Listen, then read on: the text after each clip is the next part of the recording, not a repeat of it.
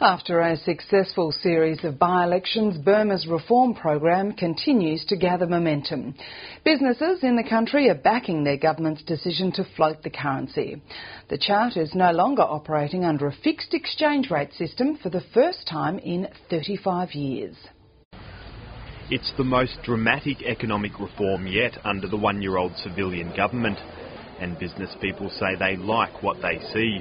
I think it's going to be a very, very positive step for Myanmar. One of the first steps along the road to becoming a more open economy and reconnecting with the rest of the world. I think that's very exciting.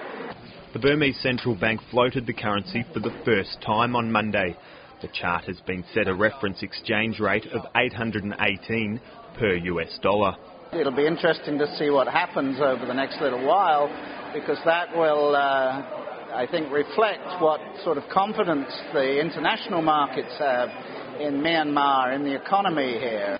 Under the new managed float system, the currency's exchange rate will be determined by the market. The central bank will also publish a daily reference rate to influence trade. Burma is hoping the new model will attract more foreign investment.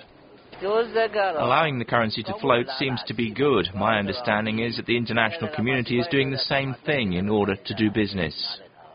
The currency float is part of wider economic reforms designed to create a more democratic society.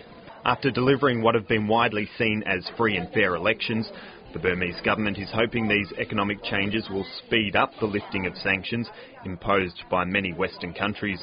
ASEAN leaders meeting in Cambodia are pressing for sanctions to be abandoned, with Group Chairman Cambodia's Prime Minister Hun Sen leading the call. He would issue an appeal through his statement that the sanctions on Myanmar should be lifted as a result of this national reconciliation and reforms that the international community has called for a long time, that ASEAN has called for a long time. The US and the European Union have hinted at easing restrictions soon. Ian Burrows, ABC News.